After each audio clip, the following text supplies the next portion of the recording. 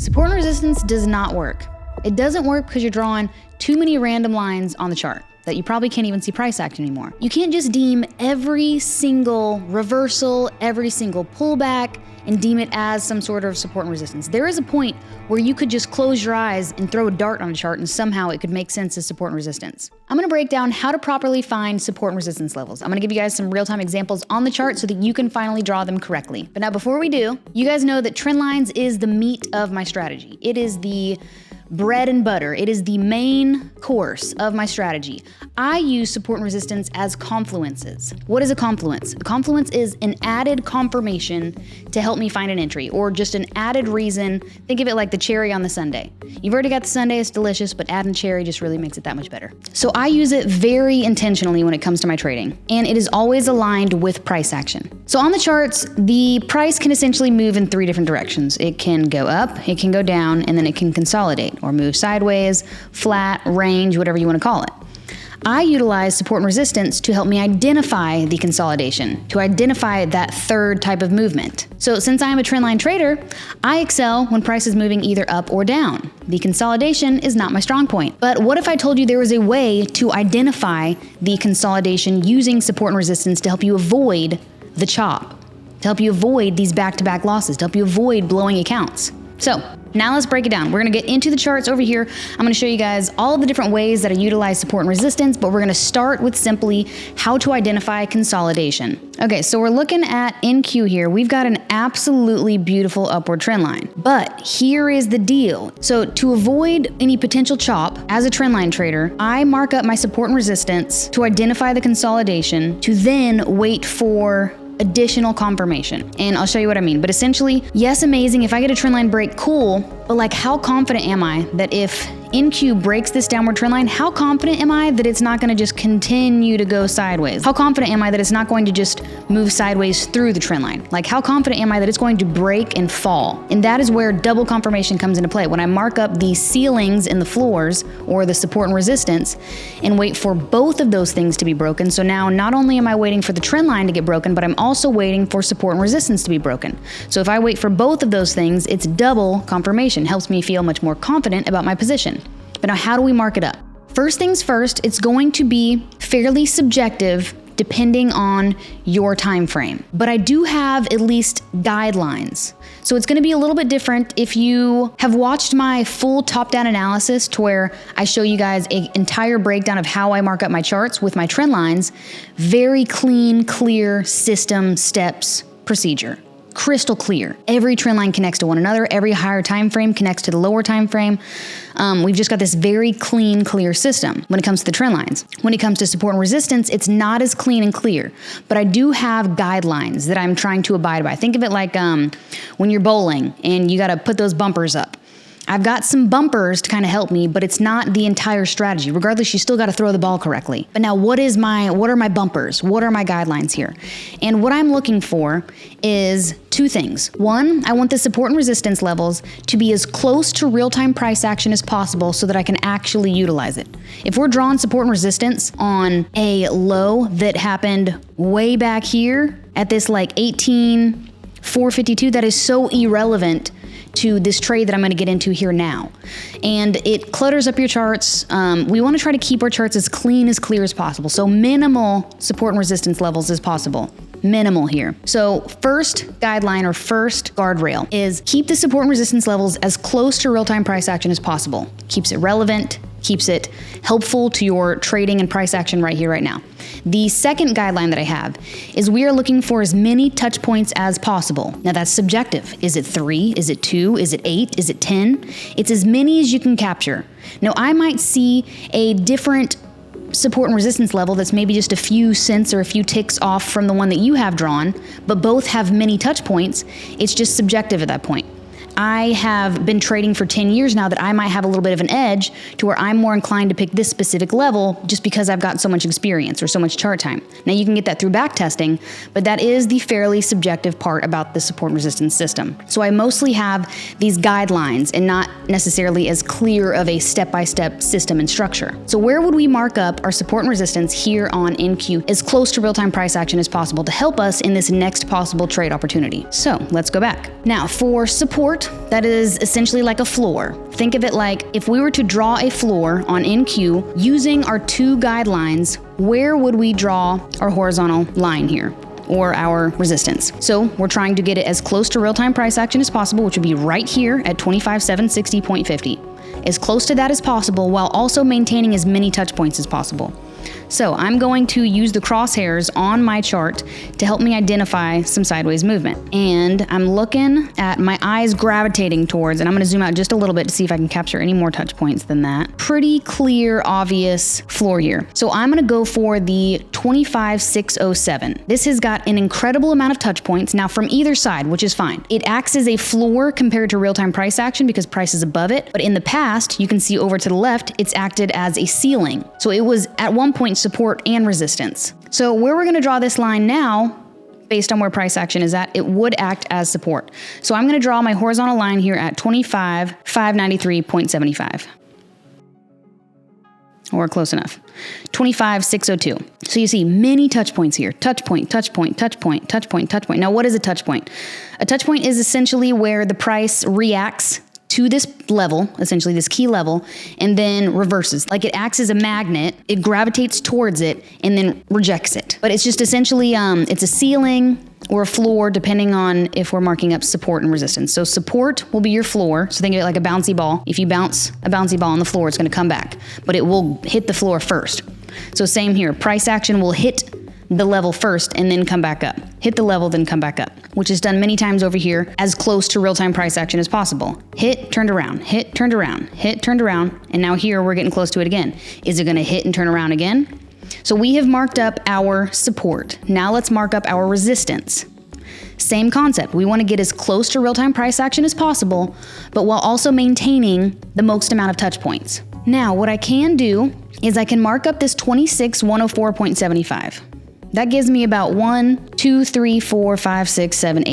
touch points here. I'd say that's fairly significant, but what I could also do is if I really want to get as close to real-time price action as possible, I could draw this line here at 26,007. Now I don't get as many touch points, I still get 5 touch points here, so not as many as one of the others. So this is the subjective part where they're very close levels, but based on my experience in the markets and based on my strategy, the closer I can get the support and resistance to real-time price action, the better. So it allows me to make a decision sooner. But this part is fairly subjective. Both levels would be fair, would be accurate. What else could influence your decision here is if maybe you're trading on a lower time frame. So we're looking at a 4-hour time frame here. A trader who's on the 1-hour time frame might be much more inclined to draw their line at 26,007 versus the higher level because it gets them closer to real-time price action. That higher level might not be as relevant for them. Or even, let's talk about it like a 5-minute trader. A 5-minute trader is absolutely not gonna use this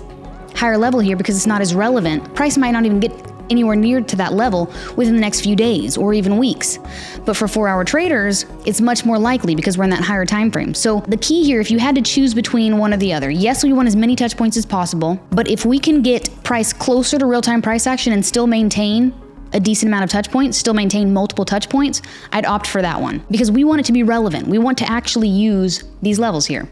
Now, when we draw resistance, which I'm gonna go ahead and draw now, I'm gonna opt for the one as close to real-time price action as possible. So we've got this level here at 25,998-ish. Now I do like to use 4 pixels when drawing my horizontal lines because that just allows a little bit more room. I can kind of manipulate the line a little bit more and grab more touch points.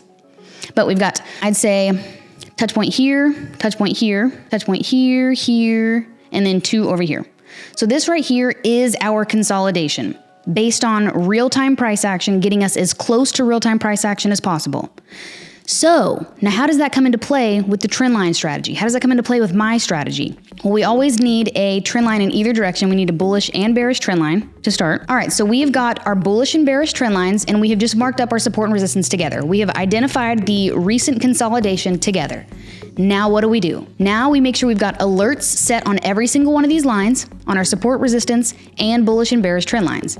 Now, when we get a break of one of these trend lines, What we want to also see in addition is a break of the support and resistance. If we can get both of those, if we can get double confirmation, we are going to feel so much more confident that this position is actually going to take a direction instead of just continue to move sideways through the trend line. Okay, and then I'll add a little bonus in here for you guys.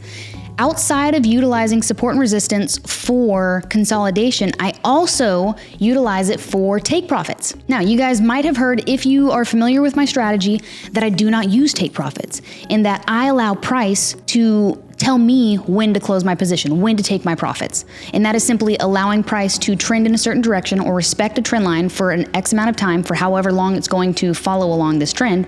And then when I get that break, I close my trade. But there are exceptions. Let's say, for example, I do not want to hold my trade for, 4 weeks, 3 weeks, 2 weeks.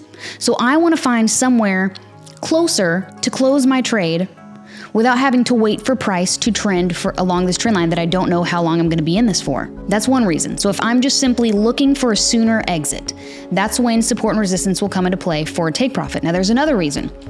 Let's say that you're a beginner or you're on a losing streak and all you need is a small win. You need something to go ahead and just put in your pocket. You need something to bring the spirits up, or you're a beginner and you're simply just trying to experience what it's like to make money in the markets, which I recommend for all beginners.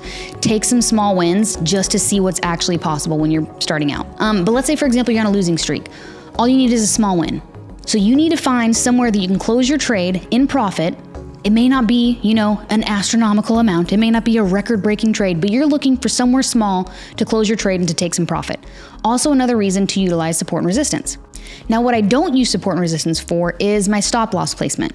Stop loss placement will always go on the other side of the opposing trend line, and it is dynamic and trails. So I've got initial risk, and then I've got trailing risk or dynamic risk that will continue to either lessen more and more and more as price progresses or moves in my favor. But I broke that down in an entire YouTube video going over my strategy, super masterclass. If you haven't seen it yet, click the link here. So now let me show you guys how I utilize support and resistance for take profits. Now, crude oil was actually a great example. We're going into crude oil here. All right, so this is my chart markup for crude on a 4-hour time frame. Let's say that you got the break of this downward 2 touch point trend line. Now, same scenario here for marking up support and resistance for take profits.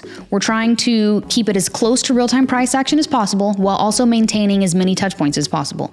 Now, this is going to be different for every time frame that you're in. If you are in a 5-minute time frame on crude oil, you're not going to have support and resistance levels at the same levels that I have in the 4-hour time frame, because you want that support and resistance level to be as close to real-time price action as possible while also maintaining as many touch points. Now, let's say that you were in a long position in crude because you got the break of this downward trend line. This is almost, we're going to call this like an A- setup. No, it doesn't have 3 touch points. I don't even think it's got a week's worth of data, but incredibly low risk scenario here. This is like a why not trade. If this trade doesn't work out, you're taking minimal loss here. There's also another video that I did where I'm talking about getting pickier with your trades, what an A+ setup is, but also encouraging you to continue to take A- setups, B setups, because they come much more often than those A+ setups. If you haven't seen that video yet, click this over here. Otherwise, let's continue on. So let's say that you're in a long position here based on the break of a downward 2 touch point trend line, but you don't want to hold this trade for an unknown amount of time. You don't want to hold this trade for potentially, which it's already been following along since we've got Thursday all the way to Friday and now to Sunday. So Thursday to Sunday here.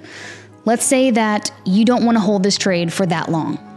Or let's say that you want to close before the weekend, which totally valid reason to want to just look for a sooner take profit or simply just look for a take profit in general. So what I did when I marked up this resistance here was I kept it as close to real-time price action as possible, and I tried to capture as many touch points. We've got 1, 2, close enough here, 2, 3, 4, 5, and then this was the 6th one. This is the 6th one that would have hit your take profit and closed your trade out in profit here. So you were able to close sooner and you were able to actually go ahead and close your trade before the weekend. So this is an example of looking for somewhere sooner to close your trade instead of waiting for the safety line to get crossed or the opposing trend line to get crossed, which would have been here. And then as price moved steeper in our favor, here. Now I know the colors are kind of wrong. Let me change the colors here.